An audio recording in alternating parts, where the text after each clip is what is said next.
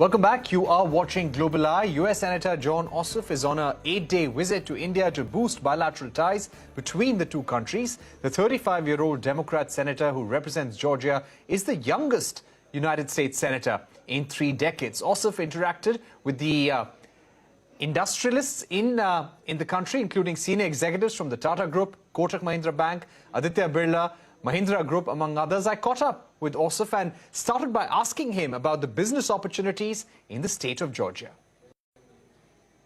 The deep and special friendship that I've built with the Indian American community in Georgia is part of what motivated me to come here, as well as my conviction that the bilateral relationship between the United States and India is one of the most important friendships of the present and of decades to come. And the warm welcome, the generous spirit that I've received since I arrived in Mumbai has been overwhelming. It's already been a tremendously successful visit, meeting with business leaders, with cultural leaders, with faith leaders, with the bright young students at Jai Hind College, celebrating the Festival of Ganesh with the community here. Already this trip is off to a great start, and I'm so grateful for that warm welcome. Right. I'd also like to ask you about, as you said, Georgia has a big Indian American community, and you want to further relations not just between India and US, but also Indian states and the state of Georgia. Any specific plans that you have in mind in order to attract investments in Georgia? Any pitch that you're making to Indian businessmen, policymakers here? Well, I've had very productive meetings with Indian business leaders since I arrived earlier this week. We've discussed particular opportunities to deepen commercial relations, mutual investment and trade in the energy sector, to deepen that trade for the purpose of improving energy security for both of our countries, the opportunities that are emerging in renewable energy, in battery technology, in electric vehicles. The state of Georgia, which I represent, is emerging as the critical hub in the United States for the next generation of automotive production, for lithium-ion battery production. We also host the largest single photovoltaic module production facility in the Western Hemisphere. So the opportunities for Indian businesses to invest in Georgia are significant because it's clear that Indian business is going all in on renewable energy, energy security, and energy independence. Right. Just to ask you about the trade deal, it had received a lot of traction during the Trump administration. We were even close to signing a mini trade deal. But for the moment, it seems to have fallen on the back burner. What is the view of the Biden administration on any trade deal with India or even trade negotiation at this stage? Well, I don't speak for the Biden administration, but I am in regular touch with the United States Trade Representative Catherine Tai and her team. And an issue that I've openly raised with my Indian colleagues is my desire to improve market access for Georgia farmers to the Indian market, particularly in pecans, which are a nut that is a key crop grown in my home state.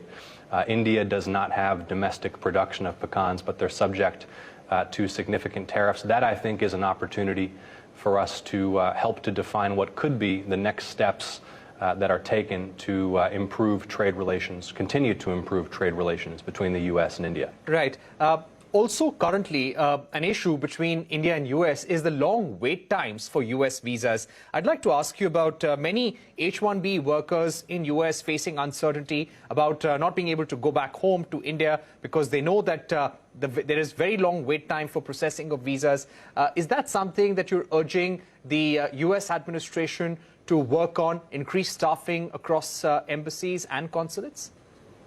The visa processing backlog, which was worsened by the COVID-19 pandemic, is a real issue. And it's something that I'm committed to working with the State Department to relieve. And for my Indian American constituents who may wish to attend a wedding or a funeral of a loved one overseas or have visiting family, or for businesses who are seeking to move employees, technologists, innovators, engineers between the two countries for the purposes of deepening trade, it is a significant issue and something that I'm committed to working with the State Department to address. Right. Talking about the midterm elections, which are around the corner, it seems to be a very important moment for the Biden administration and the Democrats as well. We have been seeing President Biden delivering executive action after executive action to prove to the U.S. public that they have a solid plan to keep the economy on track and to grow the U.S. economy as well. What's your view on this midterm election and how the Democrats could perform?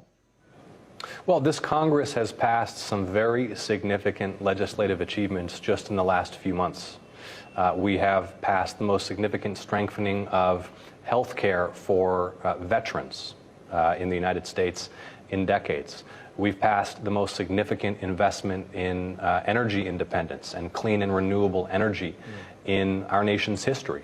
We've passed legislation to reduce the cost of prescription medicines for seniors and elders in our society just in the last few months. So there's a significant record of achievement built in just the last few months. I'm not going to get into election forecasting. In the state of Georgia, I will be campaigning hard to ensure that my colleague, Senator Reverend Raphael Warnock, is reelected to a full term. Right. Just to top it with one final question about the rise of the Indian American in American politics, in American business. How do you see that growing, Senator Ossoff? The Indian American community in Georgia is thriving. It's beloved, and we're talking about entrepreneurs, engineers, civic leaders, significant political participation, more and more Indian Americans who are running for public office in Georgia and across the country. And again, the friendship, the extraordinary warmth of the friendship that I've built with Indian Americans in Georgia is a big part of what inspired me to lead this delegation to India at this crucial moment in the bilateral relationship between the United States and India. So for all of the Indian Americans in Georgia who are tuned in, it is my pleasure and my honor to serve you. And as always, if I can be of any help to you, it's ossoff.senate.gov. All right. Thank you very much, Senator Ossoff, for joining us here on Global Eye, giving us your view on the U.S. administration's view on India and areas that you would like the state of Georgia to work with very closely with the Indian government and Indian businesses on as well. Thanks once again for joining us. All right. With that, it's a wrap on this special edition of Global Eye. Thank you for watching. Stay tuned to news and updates on CNBC-TV18.